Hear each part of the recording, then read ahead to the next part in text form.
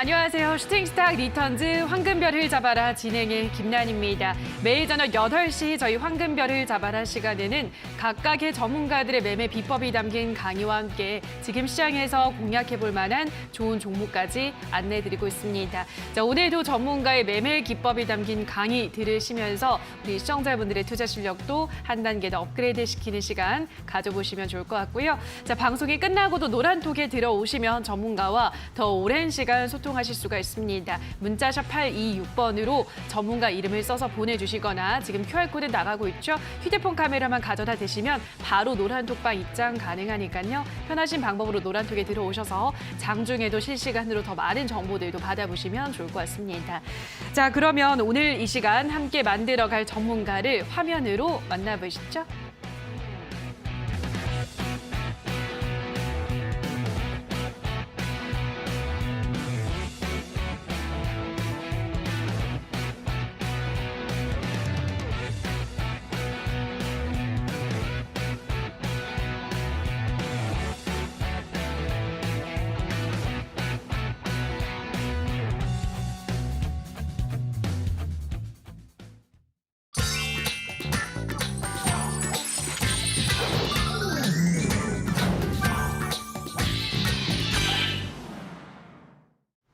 네, 오늘은 단타 장인 전문가와 함께합니다. 전문가님 안녕하세요. 네, 반갑습니다. 네, 반갑습니다. 자, 오늘도 이슈를 통해서 시장에 대해서 좀 더 자세한 이야기 나눠보도록 하겠습니다. 자, 오늘의 별별 이슈 화면으로 만나보시죠. 네, 지금 엘 에리언이라고 하죠. 유명한 경제학자가 인플레가 정점을 찍었다, 경기도 침체로 갈 것이다라고 발언을 했다고 하는데요. 자, 이와 관련한 이야기를 나눠보도록 하겠습니다. 지난달에는 이 유명한 경제학자가 아직까지 인플레가 정점을 찍지 않았다라고 했는데 이렇게 또 발언을 바꿨다고 하네요. 다만 이제 성장률도 함께 침체가 될 거다라고 했다고 하는데 그러면 이제 우리 시장은 어떻게 좀 전망을 해야 될까요? 또 전문가님은 경기 인플레 정점을 찍었다고 보시나요? 아니면 아직 멀었다고 보시나요? 일단 물가는 정점을 거의 찍었다고 봅니다.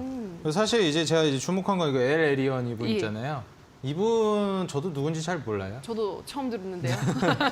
그렇게 유명한지도 잘 모르겠고요. 예. 제가 이제 주목하는 그 포커스가 어디에 있느냐를 이제 우리 시청자 여러분들이 좀 중요하게 보셔야 되는데 예. 이 엘 에리언이라는 분이 어떤 분이다 이런 게 중요한 게 아니라 시중에 지금 이런 뉴스가 나오고 있다는 거를 좀 집중해서 보셔야 됩니다. 이게 뭐냐면 지금 아까 그 기사 하단에 혹시 좀 보내주실 수 있을지 모르겠는데 지금 하단에 나오고 있잖아요. 엘 에리언 이분이 미 인플레 정점을 찍었다. 그러면서 경제도 이제 침체로 갈 것이다 이런 얘기를 했어요. 지금 실제로 이 그 문장 안에 제가 드리고 싶은 말씀이 많이 함축이 돼 있어서 제가 이거를 인용해 온 것이지 뭐 굉장히 저명하고 영향력 있는 분이라고 네. 생각이 들어가지고 이걸 가지고 온 건 아니에요. 네. 그래서 여기에서 사실 포커스를 맞춰서 봐야 되는 게 몇 가지 있는데 혹시 앵커님이 보시기에는 어떤 거에 좀 주목을 해야 될 거라고 보시나요? 저는 아무래도 인플레 정점 여기에 눈길을 갖고 경기 네네. 침체 여기 두 개. 정확하시구나. 아니 근데 그거 두 개밖에 없지 않나요? 그렇죠. 예. 두 개밖에 없는데 네네네. 그 두 개가 정말 중요합니다. 네, 그렇군요. 왜냐하면 네. 지금 사실 제가 우선순위를 항상 말씀을 드렸었는데 강의를 통해서도 이 우선순위를 할 때 기준금리를 제일 먼저 보셔야 된다 많이 말씀을 드렸어요. 근데 이 기준금리가 인상되는 기조 속에서는 증시가 올라가기가 좀 어렵죠. 수급이 죽기 때문에. 근데 이 기준금리를 올릴 때도 그렇고 떨어뜨릴 때도 그렇고 이게 명분이 굉장히 중요합니다. 그래서 시장에 기준금리를 올릴 만한 명분을 제시하는지 내릴 만한 명분을 제시하는지를 많이 봐야 되는데 보통 이제 기준금리를 이번에 최근에 올렸는데 그때 올렸을 때 명분은 일반적으로 우리가 기준금리를 올리는 명분은 경기가 좋아진다, 회복된다라는 거 요걸 이제 첫 번째 명분으로 들 수가 있고요. 그다음에 이제 두 번째 명분으로 들 수 있는 게 물가가 너무 심각하게 오르고 있기 때문에 물가, 인플레이션을 잡아야 된다라는 명분이 두 번째 명분입니다. 이 두 가지가 제일 핵심이에요. 지난 50년, 100년간 바뀐 적이 별로 없어요. 이 기준금리를 움직이는 명분으로 들었던 게. 근데 여기에서 우리가 이제 봐야 되는 거는 이 기준금리를 올리는 명분이 뭐였냐면 경기가 좋아졌다? 아니었어요. 물론 이제 경기가 좋아졌다라는 명분까지 들면 더 좋았겠지만 실제로 그러질 않았으니까요. 그래서 물가를 명분으로 들어서 기준금리를 올렸어요. 물가가 너무 심각하다고 얘기를 하면서. 그래서 전 세계적인 인플레이션이 심각하잖아요. 그렇죠. 그래서 지금 뭐 장바구니 물가부터 해서 원자재 물가 요새 뭐 차 끌고 다니기 무섭다고 하세요. 맞아요. 기름 들어가면 이게 뭐 하루가 다르게 네, 가격이 올라가 있으니까 맞아요. 이게 실화인가 싶고 이렇습니다. 그래서 차 뽑으려던 분들도 이제 최근에 차량용 반도체가 모자라가지고 대기 시간이 오래 걸리잖아요. 차 뽑으려고 하면은. 네. 그래서 뽑으려고 했던 거 그냥 취소해버린대요. 기름값 보고. 돈이 너무 많이 나가니까. 그래서 뭐 여담이긴 하지만 이런 물가가 올라가는 걸 명분으로 올렸습니다. 근데 이제 인플레라는 거에 대해다가 포커스를 맞춰서 기준금리를 올렸는데 이제 기준금리를 낮출 때는 마찬가지로 이거 큰일 났다라는 쇼크를 주면서 기준금리를 내려야 되겠다는 명분을 강하게 제시해요. 그 쇼크가 또 뭐냐면 또 경기라든지 증시라든지 경제 전반에 걸쳐서 위협이 될 만한 요소가 있기 때문에 그거를 해결하기 위해서 기준금리를 또 변동시켜야 된다. 그렇죠. 이런 명분을 드는 거거든요. 그러면 기준금리를 인하로 할 때 이번에 명분으로 들 게 뭐가 있을까요? 이제 경기가 이제 안 좋아져야죠. 아, 그렇죠. 예, 예. 정확하십니다. 지금 여기서 이제 경기 침체 가능성을 이제 얘기를 했어요. 맞아요. 인플레는 이제 더 이상 물가는 올라가기 어렵다. 지금 우리가 걱정해야 되는 건 이제 물가가 아니라 지금까진 물가를 걱정해야 되는데 이제 앞으로는 물가가 아니라 경기 침체를 우려해야 된다. 걱정해야 된다. 이제 이걸 해결해야 된다라고 새로운 문제를 제시하기 시작했습니다. 그게 이 기사뿐만이 아니고 지금 경제 기사 전반에 걸쳐서 그리고 FOMC 회의에서도 그렇고 이 스탠스 기조 자체가 포커스를 물가에서 침체로 가져가기 시작했어요. 이건 이제 기준금리를 현재 굉장히 급격하게 올리고 있잖아요. 그렇죠. 이 올리고 있는 기준금리를 인하할 속된 말로 밑밥을 깔고 있는 겁니다. 밑작업을 하고 있는 거예요. 네, 그래서 지금 이제 명분을 이제 만들어야 되잖아요. 그래서 제가 항상 말씀드리지만 미리 그 이전부터 언지를 좀 줍니다. 실제로 이제 국제적으로 기준금리를 움직일 때는. 그래서 지금 현재 미국부터 그렇고 전 세계의 기준금리 이 변동 기조 자체가 아마 이제 기준금리 인하 쪽으로 포커스가 맞춰질 거예요. 그래서 실제로 미국을 기준으로 해서 전 세계가 이제 기준금리 인하 쪽으로 갈 건데 그때 경기 침체를 명분으로 들어서 기준금리를 내리는 거기 때문에 경기 침체에 포커스가 맞춰지면서 증시가 한 번 더 무너질 가능성은 있습니다. 그런데 여기에서 만약에 경기 침체라는 이 이슈로 증시가 무너지면 그때는 손절을 해야 될까요? 안 돼요. 절대 안 된다고 저는 좀 강조를 이전부터 많이 말씀드렸거든요. 네. 왜냐하면 경기 침체를 명분으로 증시를 떨어뜨리면 폭등을 그냥 목젖에 둔 거예요. 그냥 툭 치면 증시 폭등 나오는 거예요. 그러니까 마지막 위기인데 거기서 근데 대다수의 투자자들이 떨어져 나가요. 맞아요. 제가 하나 예시를 들어볼까요? 요새 최근에 증시 분위기가 좋아요. 많이 맞아요. 떨어졌다가 예, 맞아요. 증시가 30% 넘게 빠졌다가 지금 좀 올라오니까 분위기 많이 좋아졌잖아요. 그렇죠. 근데 이러다 이제 물가 잡힌다고 얘기가 나오면서 막 긍정적인 분위기가 양상되면서 야 이제 물가 잡힌다 야 이제 괜찮아졌다 증시 올라가겠다 하면서 막 증시 올라가니까 그렇지 지금이다 하면서 이제 풀 베팅하고 춤에 기다렸던 분들 하고 떠났던 분들 돌아오고 이러는데 마지막 이제 그냥 한 방을 날리는 거죠. 개인 투자자들 마지막 남은 개인 투자자들까지 다 떨어지게 경기 침체를 명분으로. 예. 그런데 이때 만약에 증시가 조금 떨어질지 많이 떨어질지 모르겠어요. 안 떨어질 수도 있고요. 네. 근데 만약에 그런 사태가 발생을 하게 되면은 폭등을 목전에 둔 거고 지금 증시가 뭐 3,000포인트 안 되잖아요. 그때부터는 뭐 3,000포인트 위로도 저는 올라갈 가능성이 충분하다고 봅니다. 그래서 지금 뭐 코스피 증시가 많이 떨어졌어요. 한번 좀 차트를 보겠습니다. 그래서 지금 현재 코스닥 말고 이제 코스피를 보시게 되면은 3,300을 찍었던 증시가 현재 2,270포인트 원저리까지 떨어졌죠. 이게 사실 3,300에서 2,270 부근까지 떨어졌다라는 거는 뭐 일단 증시가 고점 대비해서 30%가 많이 30% 이상 빠졌으니까 뭐 개인 투자자분들이 느끼기에는 굉장히 쇼크가 좀 큽니다. 그런데 제가 말씀드렸듯이 증시가 이 정도 빠졌다라는 거에서 이제 안주를 하시면 안 된다는 거. 막 더 빠진다고 제가 위협을 드리는 게 아니라 저는 오히려 지금부터 투자 공격적으로 해야 된다고 보거든요. 그래요? 예, 왜냐하면 증시가 고점 대비 30% 이상이 빠졌다라는 건 저평가 종목들이 이미 빠질 만큼 다 빠진 거예요. 실적주들은. 그러니까 우리가 뭐 멀티플을 높게 주는 산업들 있잖아요. 성장성이 높아 보이는 거, 2차 전지 뭐 이런 쪽. 게임. 그리고 게임도 그렇고요. 예. 그리고 이제 또 뭐가 있을까요? 뭐 최근에 많이 얘기 나오고 있는 로봇도 슬슬 얘기가 나오고 있는데 당장 돈을 많이 벌고 있지는 않지만 멀티플을 좀 넉넉하게 주죠. 산업이 빠르게 성장하니까. 근데 이러한 기업들은 아무래도 이제 좀 넉넉하게 주다 보니까 저평가주가 아니에요. 버는 돈 대비해서 과하게 올라갑니다. 그럼 그런 종목들은 모르겠는데 버는 돈 대비해서 주가가 너무 과하게 떨어진 기업들이 있어요. 증시 때문에. 근데 그런 기업들은 여기서 증시 더 떨어진다고 해도 별 문제가 안 생겨요. 오히려 증시 여기서 많이 떨어져도 별로 많이 안 떨어질 수도 있고 그 단기 하락에 비해서 올라갈 때 슈팅이 굉장히 강력할 수가 있습니다. 최근에 증시가 조금 올라오니까 막 급등 나오는 종목들이 막 생겨요. 실적 대비 너무 저평가되어 있던 기업들이 대표적입니다. 무슨 기업이라고 제가 딱 뭐 이렇게 말씀드리긴 좀 곤란한데 제가 저를 따라오는 투자자분들에게 드리고 있는 그 종목이어가지고 꿀팁이라서. 네. 그래서 그걸 좀 말씀드리긴 좀 곤란하지만 근데 그 기업이 아니더라도 기업들이 많잖아요. 저평가되어 있는 그렇죠, 기업들. 그렇죠. 최근에 많이 올라오고 있습니다. 근데 여기서 이제 한 번 더 투자자들을 흔들 건데 거기서 손절하시면 안 된다는 거. 이거를 저 다시 한번 좀 당부를 드리고 싶어요. 그리고 지금 현재 상황에서 이제 그 공포를 좀 용기로 바꿔야 될 시기라고 제가 계속 강조를 드리는 게 이런 부분 때문에 그렇다. 이제 기준금리를 인하 기조로 간다라는 거는 거의 이제 마지막까지 갔다는 거예요. 제가 이거를 좀 유사한 패턴을 과거의 증시랑 비교해서 보여드릴게요. 얼마 전에 이제 기준금리를 인하하는데도 불구하고 증시가 막 떨어지던 시기가 있었어요. 그때 이제 차트를 보시게 되면 미중 무역 전쟁으로 어려울 때 기준금리를 계속 낮추고 있는 기조였거든요. 근데 이때 기준금리를 계속 낮추고 있다 보니까 이제 경기를 부양하겠다라는 의지가 계속 보였습니다. 그러면서 증시가 저점 딛고 뭐 거의 한 1900포인트까지 떨어졌던 코스피가 2000포인트 중반 뭐 2200까지도 막 반등을 주고 그랬거든요. 그래서 이때 다들 증시 이제 하락 끝난 줄 알았어요. 왜냐면 1년 6개월가량 거의 2년 좀 안 되게 증시 하락이 길게 이어졌거든요. 이 진짜 끝났다 했는데 기준금리를 인하하는 이 과정 속에서 코로나 터지면서 기준금리를 거의 제로금리로 가버렸죠. 그러면서 증시가 폭락이 떨어졌어요.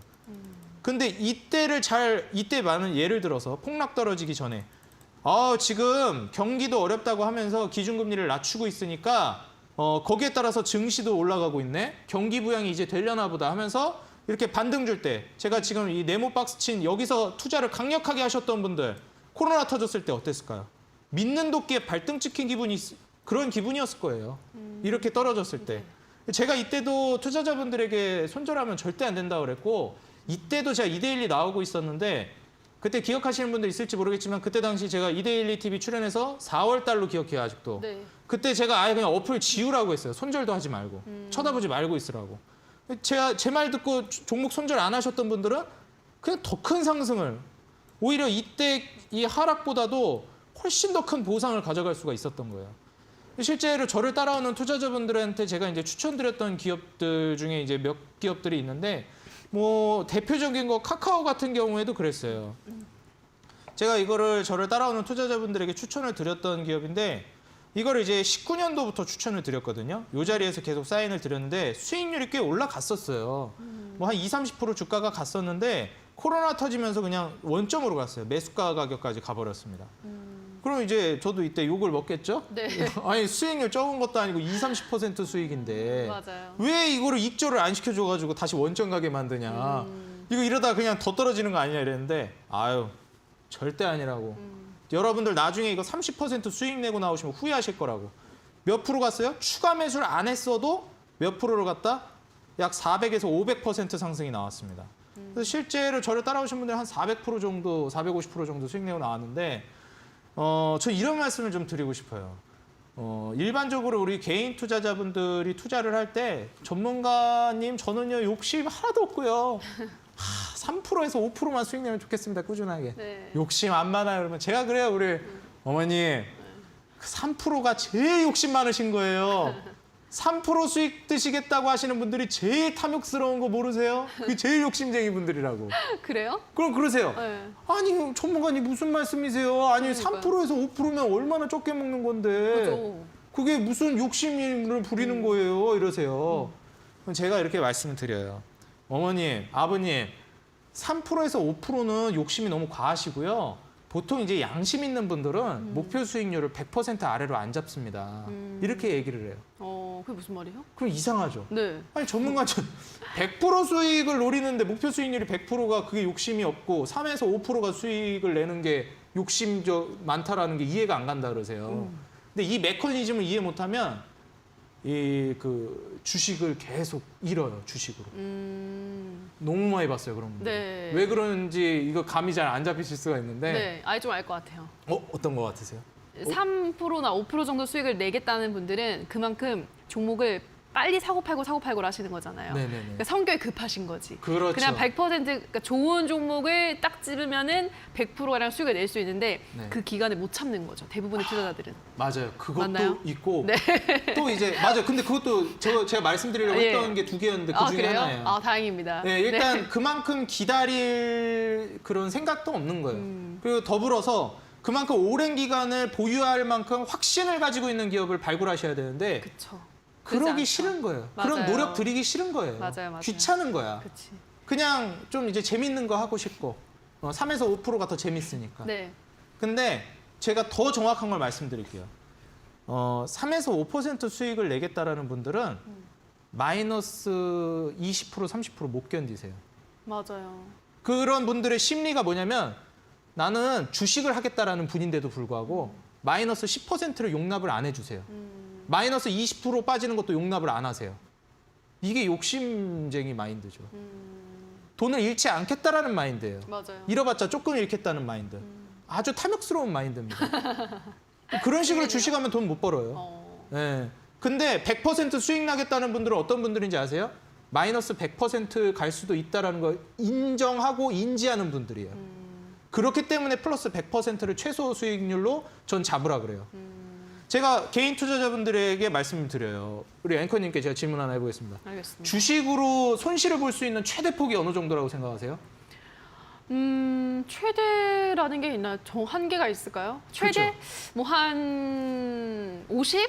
50? 네. 아이, 더 가셔야 되는데. 그래요?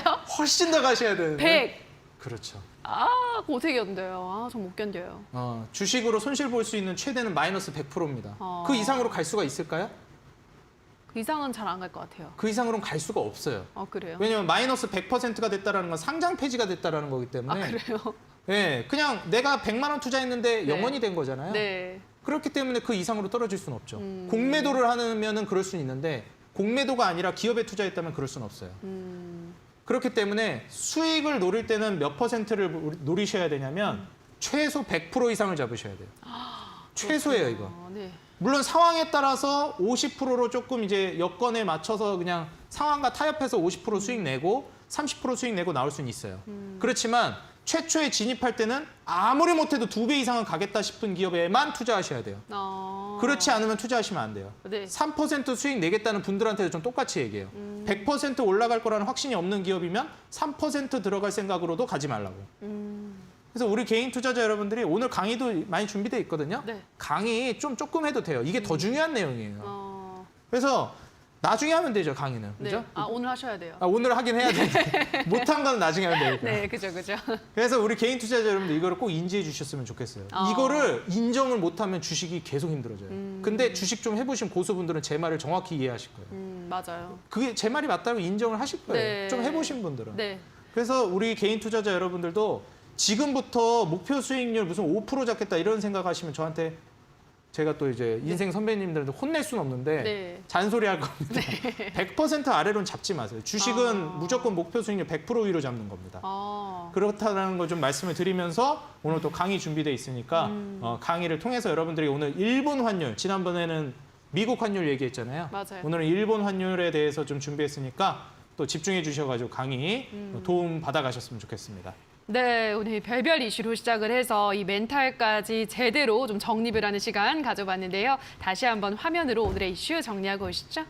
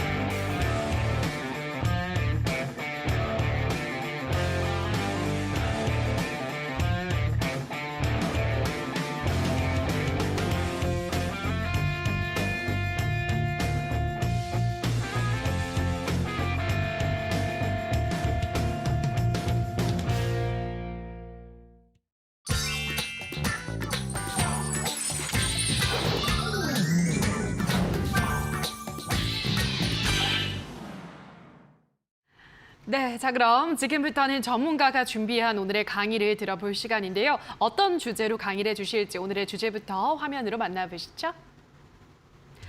별 따는 법 오늘의 주제입니다. 급락하는 일엔화와 한국 증시.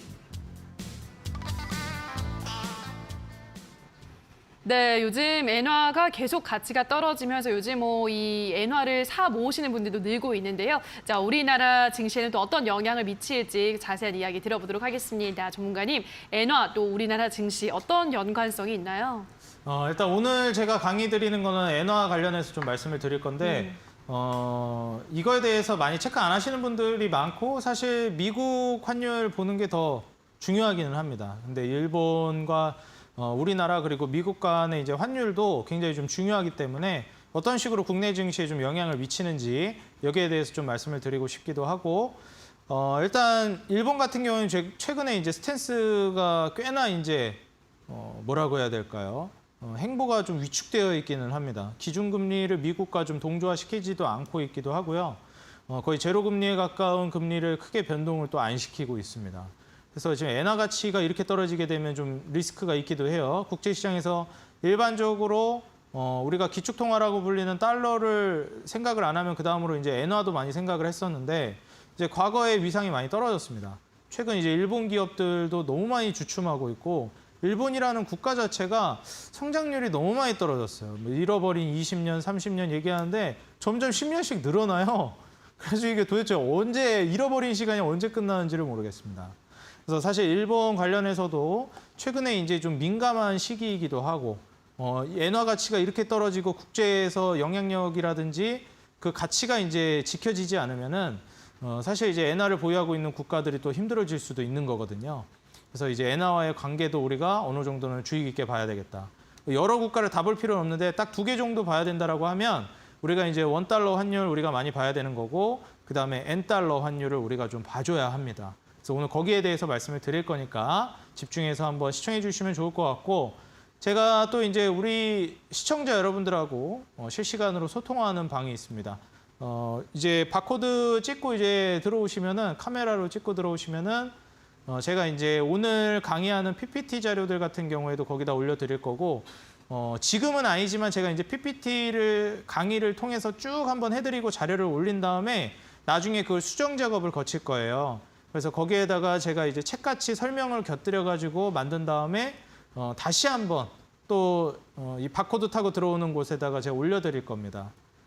그래서 이 지금 현재 바코드 타고 노란톡으로 들어오시면은 제가 거기다가 이제 PPT 자료는 강의 매주 이제 실시간으로 올려드리고 나중에는 이제 또 엮어가지고 교재 형식으로 여러분들에게 설명 곁들여서 올려드린다는 점 여러분들 꾸준히 오셔가지고 시황도 받아가고 자료도 받아가셨으면 좋겠습니다. 지금 바로 입장해 주시면 됩니다. 그럼 오늘 강의 본격적으로 시작해 보도록 하겠습니다. 자, 이제 보시게 되면 일본 환율과 한국 증시라고 제가 이제 준비를 했어요. 그래서 일본 환율이 과연 증시, 우리나라 증시에 어떤 영향을 미치는지 여기에 대해서 오늘 좀 설명을 드리겠습니다. 자, 첫 번째 화면을 보시게 되면 지난번 강의하고 조금 비슷해요. 지난번에는 이제 원달러 환율을 봤는데 이번엔 엔달러 환율을 볼 겁니다. 그래서 이 엔달러 환율이 어떤 메커니즘으로 움직이는지에 대해서 좀 설명을 드리겠습니다. 똑같아요. 지난번이랑 원달러랑 똑같습니다. 앞에 있는 엔달러로 보면은 엔이 변동이 오는 거고 달러는 고정이에요. 그래서 1달러 대비해서 몇 엔을 줘야 교환이 되는가? 요거를 이제 보여주는 게 엔달러 환율입니다. 자, 지난번이랑 똑같습니다. 1달러는 똑같은데 1달러를 얻기 위해서 110엔을 줘야 됐는데 과거에는 이제는 100엔만 줘도 된다라고 하면 이 숫자가 줄어들었죠? 그럼 이러면 우리가 일반적으로 환율이 하락했다라고 합니다. 근데 제가 지난번에도 말씀드렸죠? 이 앞에 있는 변동값이 낮아지면 환율은 하락했지만 이 1달러를 얻는데 적은 돈이 필요하기 때문에 이 앞에 있는 통화 가치가 올라간 거라고 말씀드렸죠. 그래서 이 엔화 가치가 올라간 거예요. 1달러를 바꾸는데 이제 100엔밖에 안 필요하니까 엔화 가치가 올라간 거죠. 그래서 달러 대비 엔화 환율이 이렇게 하락을 하게 되면은 환율이 하락했다라는 거는 엔화 가치가 상승했다는 거예요. 이거는 뭐 원달러 환율 얘기할 때랑 똑같습니다. 근데 이거를 우리가 일반적으로 엔고 현상이다, 엔고다 이렇게 얘기를 해요. 엔고 났다 이게 아니고 엔고라고 이렇게 얘기를 합니다. 이게 엔고라는 게 엔화 가치가 높다는 거예요. 그러니까 이 환율하고 헷갈리시면 안 됩니다. 이거 꼭 주의를 해주셔야 돼요. 엔고는 엔달러 환율이 올라갔다라는 게 아니고 엔화 가치가 높다라는 상태예요. 그래서 요거만 인지를 해주시면 됩니다. 그리고 이제 반대로 환율이 올라가게 되면 1달러를 바꾸는데 과거에 110엔만 필요했다면 이제는 120엔이 필요해요. 그럼 이제 120엔이 필요하게 되면은 환율이 올라간 거죠. 이 숫자가 올라갔으니까. 근데 이제 더 많은 돈이 필요한 거니까 1달러를 바꾸는데 엔화 가치가 떨어진 거죠. 그래서 엔화 가치가 낮은 상태다라고 해가지고 우리 이거 엔저라고 얘기합니다. 그래서 아마 경제 기사나 이제 뭐 주식 기사 같은 거 보시면 엔고라든지 엔저에 관해서 얘기를 하는 기사들도 심심치 않게 보실 수가 있을 거예요. 그때 여러분들 이제 헷갈리지 않으실 수 있겠죠? 그래서 반대로 달러 대비 엔화 환율이 상승하면 엔화 가치는 하락해요. 그래서 이 엔화 가치가 하락해가지고 가치가 낮은 상태다라는 거를 엔저라고 하는 거고 엔화 가치가 높은 상태다라는 거를 엔고 상태다, 엔고다 이렇게 얘기를 하는 겁니다. 여기까지 우리 시청자 여러분들 이해가 되셨죠? 이해가 안 되시는 분들은 다시 보기 하시면 됩니다. 다시 보기 다 올라와요. 유튜브에도 올라오고 그다음에 우리 또 시청자 여러분들 제가 PPT 자료도 올려드리니까 노란톡에서 PPT 자료 보시면서 다시 이제 좀 복귀하셔도 괜찮아요. 자, 다음 화면을 보시게 되면 자, 그러면 오케이, 엔고랑 엔저가 어떤 건지는 알겠습니다. 그러면 이제 엔고가 되거나 엔저가 되면 그게 한국 증시에 어떤 영향을 미칩니까? 우리는 이제 한국에서 주식 투자하는 사람들이기 때문에 어떻게 한국 증시에 영향을 미치는지를 알아야 되겠죠. 자, 일반적으로입니다. 제가 지난번에도 얘기했었어요. 단기적으로, 중장기적으로 이렇게 얘기를 했었는데 일반적으로라는 거는 일반적으로 움직이지 않는 경우도 있다라는 거죠. 그래서 엔저 때는 한국 증시가 하락을 해요. 근데 무조건 그럴까요? 무조건 그러지 않아요. 안 그런 경우도 많습니다. 그렇기 때문에 일반적으로 그렇다라는 거, 우리가 통념상 그렇다라는 거 정도로만 인지를 하시면 돼요. 근데 일반적으로 엔저인 상황 때는 한국 증시가 안 좋아요. 분위기가 좀 떨어지는 편이에요. 왜 그런지 한번 순서를 보겠습니다.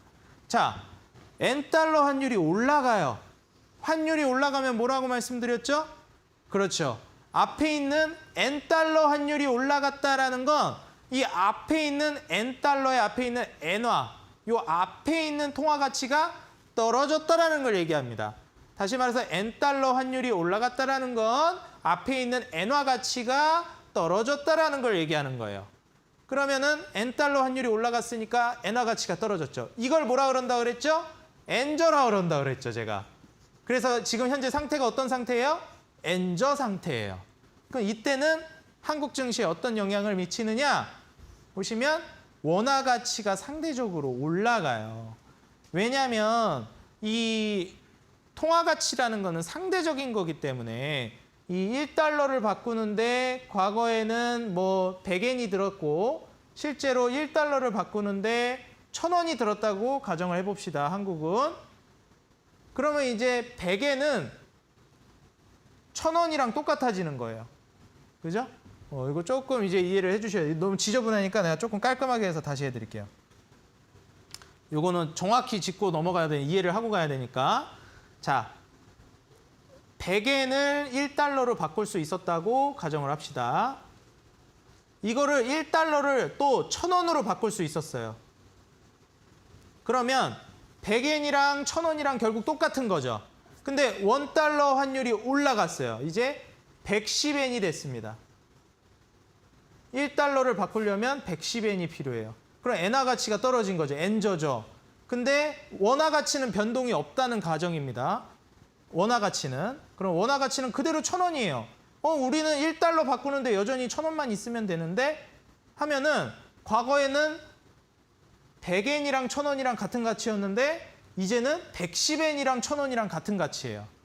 그러면 상대적으로 원화 가치가 올라간 걸까요? 떨어진 걸까요? 원화 가치가 올라간 거죠. 왜냐하면 옛날에는 1,000원, 100엔을 가져가려면은 1,000원만 있어도 됐는데 요새는 이제 1,000원 있으면은 100엔이 아니라 10엔을 더 줘요. 110엔을 줘. 보너스로 이제 10% 수익이 나는 거죠. 그러니까 원화 가치가 가만히 있었는데 상대적으로 올라가는 겁니다. 그럼 이렇게 되면은 제가 지난번 강의에서 말씀드렸죠? 지난번 강의를 연결해서 들으셔야 돼요. 원화 가치가 올라가면 어떻게 된다 그랬죠, 제가? 수출에 유리하다 그랬어요? 불리하다 그랬어요? 수출에 불리하다 그랬죠. 그래서 원화 가치가 올라가게 되면 단기적으로는 외국인들이 들어오기 때문에 그렇기 때문에 원화 가치가 올라가면서 증시가 잠깐 올라갈 수는 있겠지만 장기적으로는 수출 기업들이 어떻게 보면은 채산성이 낮아지기 때문에 그렇기 때문에 이제 수출에 좀 불리해지는 양상이 전개가 된다라고 말씀을 드렸습니다. 그래서 원화 가치가 올라가니까 한국 수출이 어려워져요. 그러다 보니까 어떻게 될까요? 한국 수출이 어려워지니까 한국 증시가 하락하는 거예요. 아, 수출이 안 된다. 한국이 수출도 안 되고 요새 좀 어렵다라고 하니까 여기에서 수출이 안 좋아지는 게 한국 증시에 이제 악영향으로 돌아오는 겁니다. 그래서 일반적으로 엔저 때는 한국 증시가 안 좋다라고 얘기하는 거예요. 그래서 우리가 이제 통화 가치가 낮으면 해외 시장에서 경쟁력이 있다라고 많이 얘기를 해요. 그만큼 이제 자국으로 왔을 때 더 매출을 많이 늘릴 수도 있는 것이고 그 남는 매출을 통해서 좀 더 가격을 하락시켜서 싼 가격에 제품을 판매하다 보면 가격 경쟁력이 생기는 거거든요. 그래서 이 통화 가치가 올라가게 되면 가격 경쟁력이 안 생겨요. 여러분들 뭐 미국에서 경쟁을 하고 있는데 도요타는 막 1,000만 원에 자동차 팔고 있는데 막 현대차는 막 2천만 원에 팔고 있어 봐요. 뭐 살 것 같아요? 도요타 사는 거예요. 야, 무슨 2배나 주고 현대차를 사. 그냥 1,000만 원 주고 도요타 살래. 이렇게 되는 거예요. 근데 갑자기 막 이건 좀 과장해서 제가 얘기하는 건데 막 갑자기 현대차가 막 700만 원까지 차를 하락을 시켜 보여요.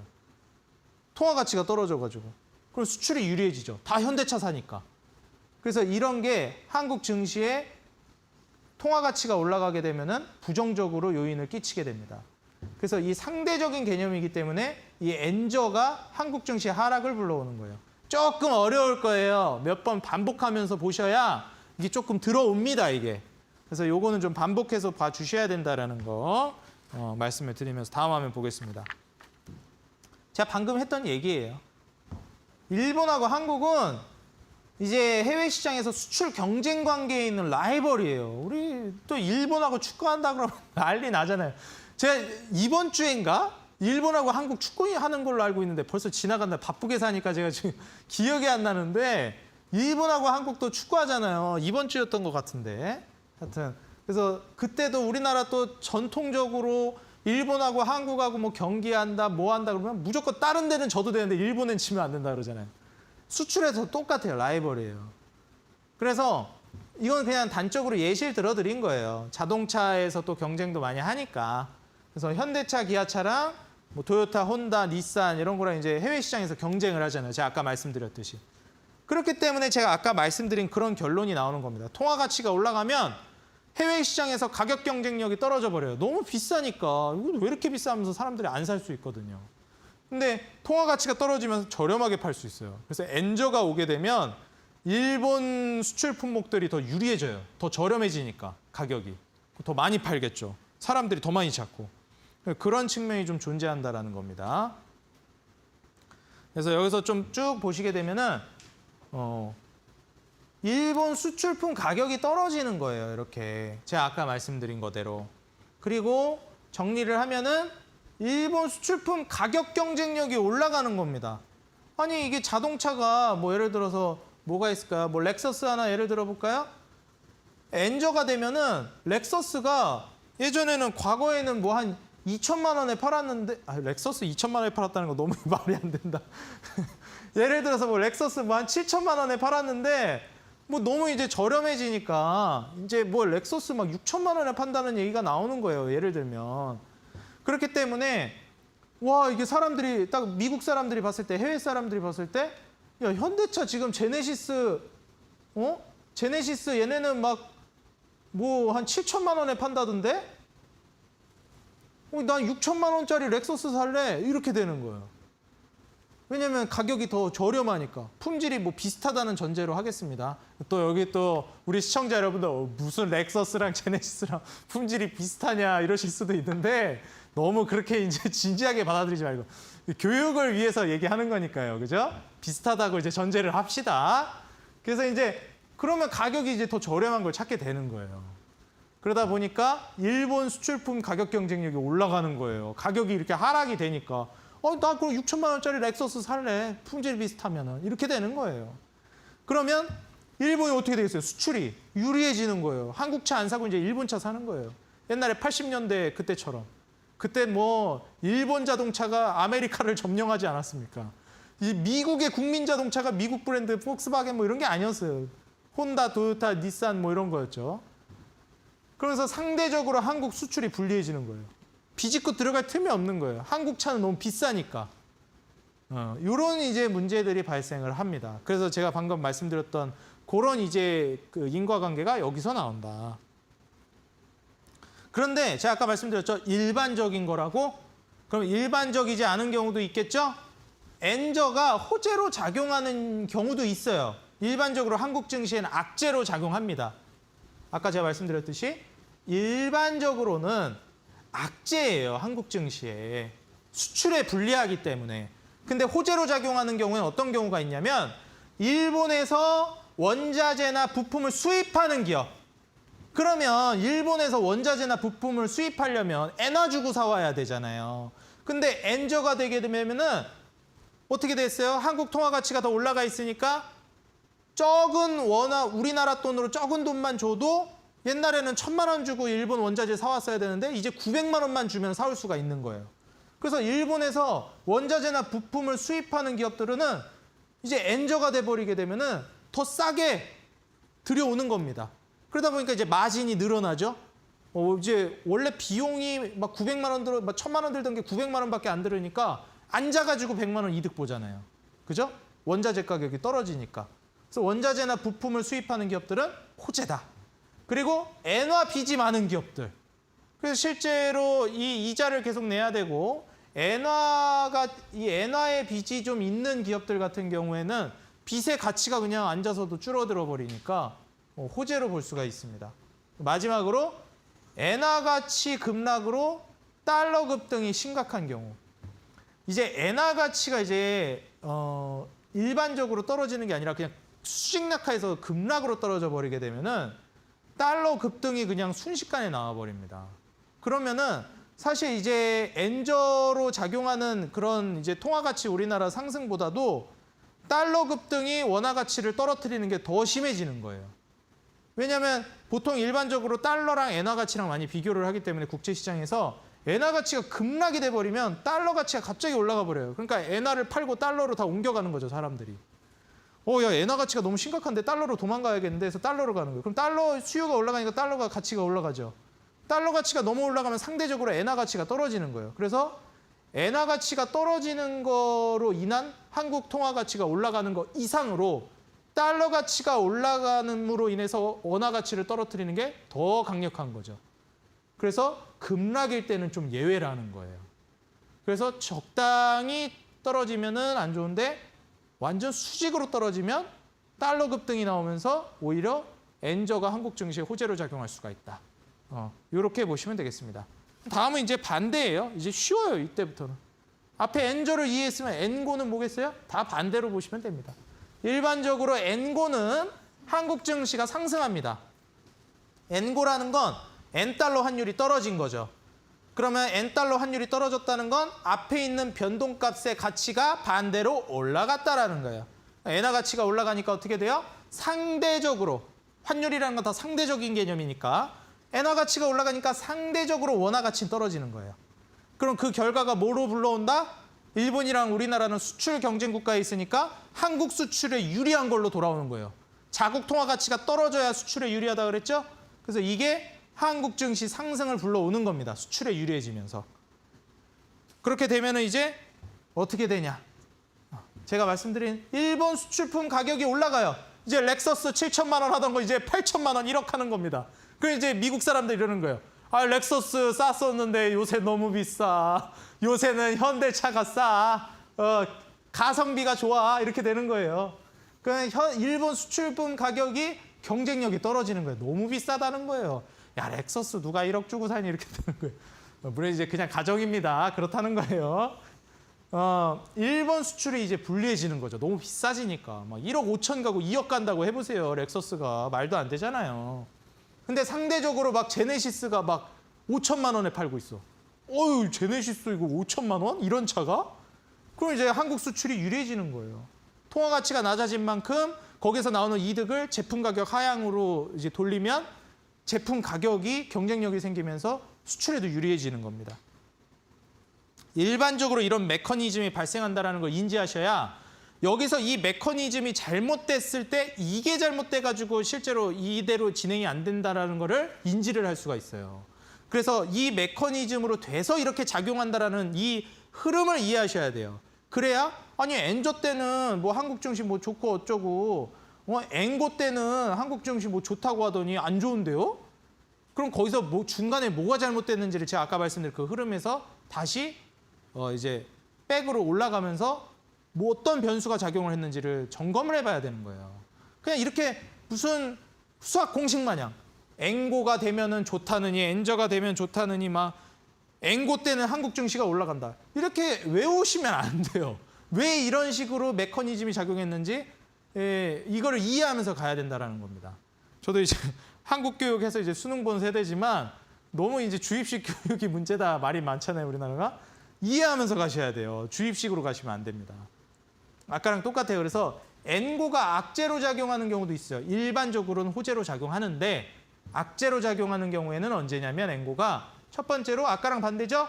일본에서 원자재나 부품을 수입하는 기업들.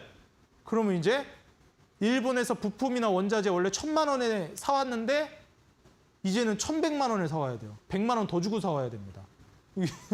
이러면 이제 마진이 많이 줄어드는 거예요. 채산성이 떨어지는 거예요. 그리고 엔화 가치가 그냥 올라가는 게 아니라 급등이 나와버리는 겁니다. 그러면서 달러 가치가 급락이 돼버리는 거예요. 그러면 어떻게 됩니까? 달러 가치가 떨어지면서 원화 가치를 밀어올리는 게 더 강력한 요인으로 작용을 하게 되는 겁니다. 그 힘이 더 세게 되는 거예요. 그래서 이렇게 급락으로 이어지는 경우나 급등으로 이어지는 경우에는 반대로 작용합니다. 요거만 인지를 해주시면 될 것 같아요. 최근에 그러면은 이 일본 엔화 가치가 어떠냐? 1달러, 달러 대비해가지고 과거에 보시면 102엔, 100엔 하던 시절도 있었어요. 코로나 때. 이때도 있었는데 이제 얼마까지 올라왔어요?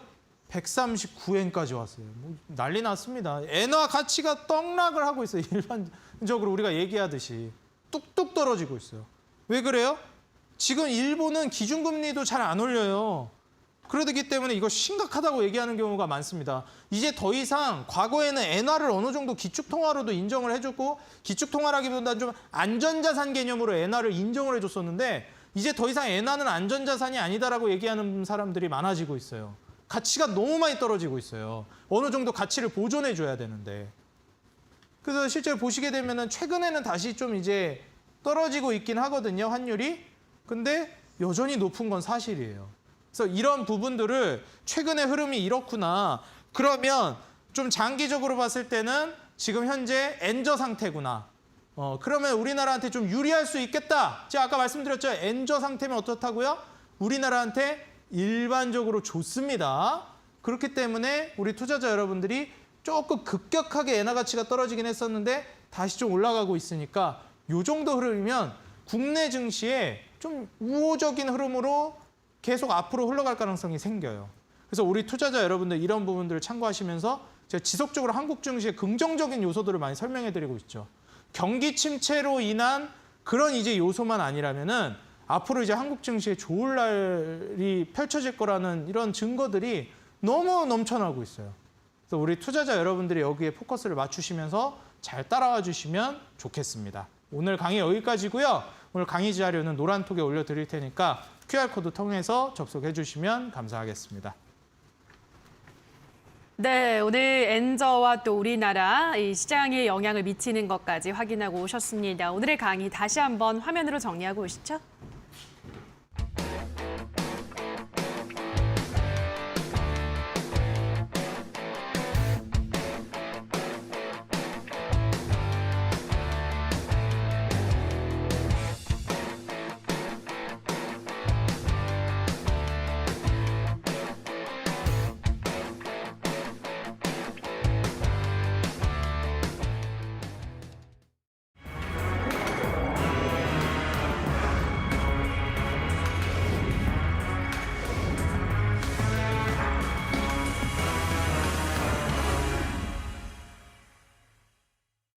네, 자 그럼 바로 오늘의 황금별 종목을 만나보도록 하겠습니다. 전문가님, 오늘은 어떤 종목 가지고 오셨나요?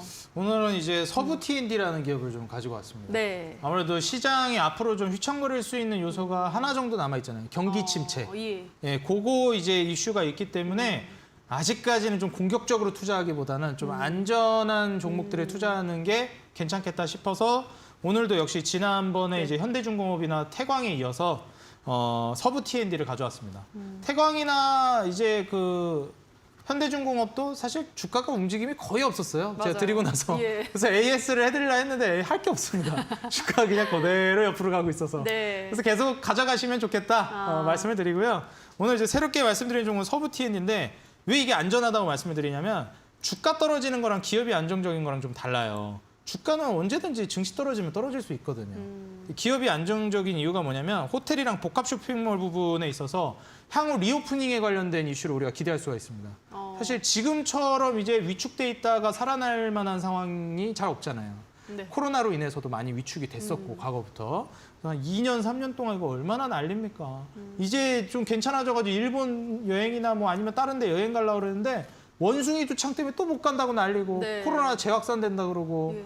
환율 올라가가지고 지금 갈라 그러면은 여행사에 알아보잖아요. 비싸가지고 가지도 못해요. 맞아요. 너무 비싸요, 여행 비행값도 가려면. 비싸고. 환율 때문에. 맞아요. 제가 환율 얘기를 다 그래서 얘기한 겁니다. 그래서 이제 서부 T&D 같은 경우에는 매수를 하시게 되면 시초가 이하로 하신 다음에 목표가는 한 16,000원 잡아보세요. 그래서 좀 높게 잡으셔도 되겠다 말씀을 드리고요. 이게 용산의 드래곤시티 그 호텔 가지고 있는 기업입니다. 그래서 자산 평가 가치가 거의 2조 원 규모거든요. 근데 시총이 지금 뭐 거의 한 4천억? 얼마지? 예, 4,500억 정도 됩니다. 그래서 목표가 한 16,000원으로 거의 2배 보시고 손절가는 4,000원 잡고 가시라고 말씀을 드리고요. 평가 가치가 부동산 가치만 2조 원인데 실적도 이제 개선될 걸로 기대가 되는데 시가총액 4,500억. 말 안 되잖아요. 네. 그죠? 예. 그렇기 때문에 2배 정도 노려보시라 안전하게 말씀드리겠습니다. 알겠습니다. 오늘 서부 T&D라는 종목을 소개를 드렸고요. 오늘도 무료 방송에서 더 많은 이야기 해주신다고 하는데 오늘 어떤 이야기 해주시나요? 오늘은 제가 아까 말씀드렸던 그 3%에서 5%가 욕심이다. 100% 목표 수익이 그게 아주 그냥 양심적인 거다라는 네. 그런 내용과 더불어서 계좌 관리. 그리고 제가 아까 말씀드렸는데 경기 침체 이슈 때문에 환율 제가 오늘 드린 강의에서 조금 변수가 생길 수가 있어요. 엔저 엔고가 공식대로 안 흘러갈 가능성이 있습니다. 어떤 변수가 그렇게 안 흘러가게 만드는지 오늘 공개 방송에서 말씀드리겠습니다. 알겠습니다. 오늘 무료 공개 방송에서는 100% 수익을 목표로 하는 매매 비법과 함께 종목까지 챙겨가시면 좋을 것 같습니다. 포털 검색창에 슈팅스탁이라고 검색하시고요. 홈페이지 들어오셔서 스크롤만 조금 내려보시면 단타장인 전문가 사진 아래에 방송보기라는 버튼이 반짝이고 있습니다. 그 버튼만 클릭하시면 입장 가능하니까요. 방송에서 다 못해드린 이야기는 이어서 무료 공개 방송에서 들어보시면 될 것 같습니다. 자, 여기에서 그럼 저희 황금별을 잡아라는 모두 마칠 시간이 됐습니다. 저희는 내일 이 시간에도 다양한 매매 비법과 함께 또 종목까지 여러분들께 소개해 드리도록 하겠습니다. 오늘 방송 끝까지 함께해 주신 여러분 고맙습니다.